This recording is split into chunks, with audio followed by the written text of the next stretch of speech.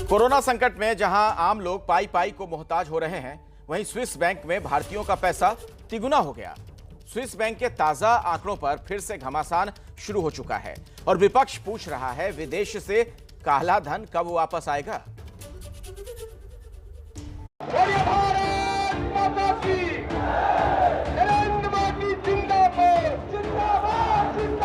हमारी चोरी किया हुआ पैसा वापस आना चाहिए कि नहीं आना चाहिए?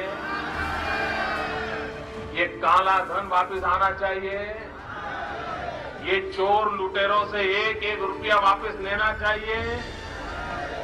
इस रुपयों पर जनता का अधिकार है कि नहीं है?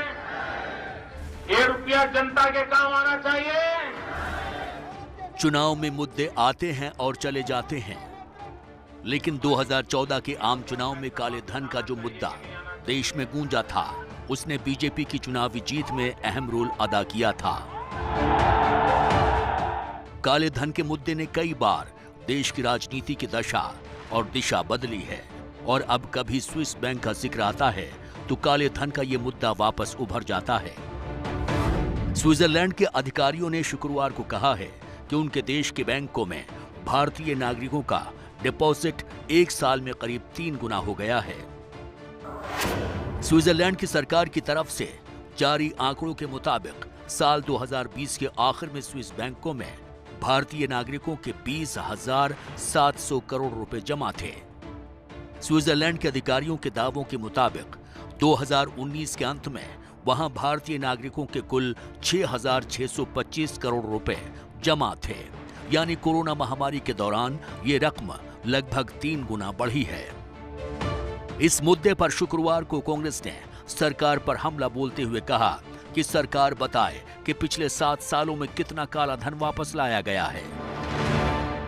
कि पिछले 7 सालों में कितना ब्लैक मनी विदेशों से भारत सरकार ने कलेक्ट किया और कौन कौन वो लोग हैं जिनसे कलेक्ट किया, तो कितना पैसा वापस आया और 15 लाख रुपए की जो पहला इंस्टॉलमेंट है वो देश के प्रत्येक व्यक्ति के खाते में कब तक जाएगी। हम मांग करते हैं कि भारत की सरकार, मोदी गवर्नमेंट इमीडिएटली एक्शन ले। स्विट्जरलैंड के केंद्रीय बैंक की तरफ से गुरुवार को जारी सालाना डेटा के मुताबिक साल 2020 के दौरान स्विस बैंकों में भारतीय नागरिकों और संस्थानों में कंपनियों का जमा धन बढ़कर 2 अरब 55 करोड़ स्विस फ्रैंक यानी करीब 20,700 करोड़ रुपए से अधिक हो गया है। खास बात यह है कि 2019 में स्विस बैंकों में जमा धन 6,628 करोड़ रुपए थे, यानी साल 2020 में स्विस बैंकों में कुल जमा राशि साल 2019 की तुलना में बढ़कर 286% हो गई।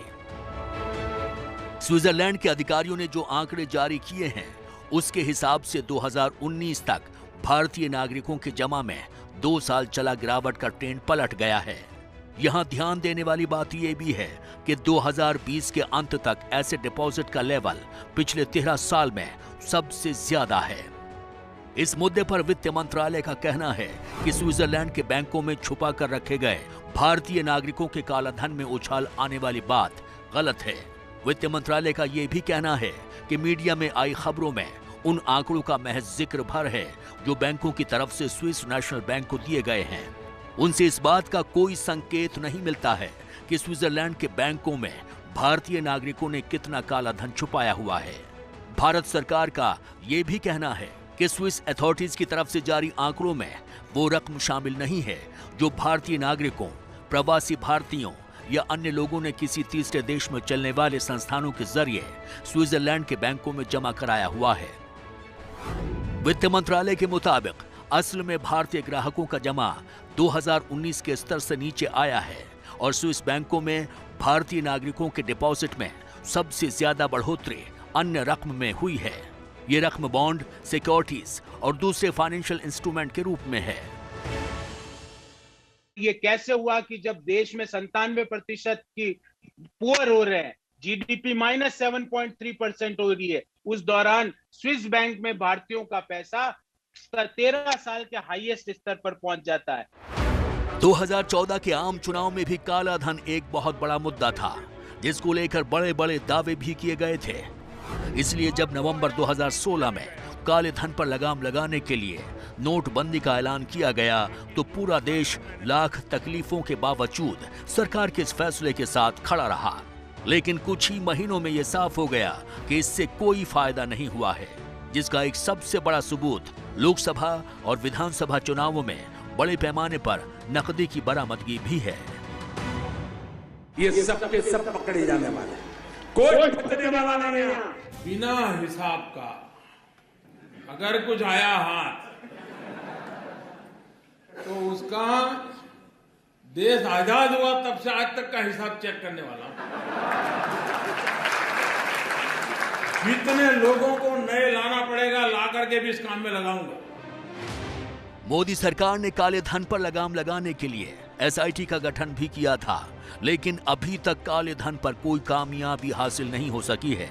अब सरकार ने कहा है कि स्विट्जरलैंड और भारत ने टैक्स मामलों में एक दूसरे की सहायता करने का करार किया है। इस करार के मुताबिक दोनों देशों को 2018 से हर साल अपने नागरिकों के फाइनेंशियल अकाउंट की सूचना एक दूसरे को देनी है और ये व्यवस्था विदेश में अघोषित संपत्तियों के जरिए टैक्स चोरी पर रोकथाम में कारगर रही है। वित्त मंत्रालय का ये भी कहना है कि दोनों देशों ने 2020 में भी एक दूसरे को अपने नागरिकों के फाइनेंशियल अकाउंट की जानकारी दी है। इसलिए स्विस बैंकों में भारतीय नागरिकों की अघोषित आय से जमा कराई जाने वाली रकम में तेज उछाल आने की संभावना नहीं है।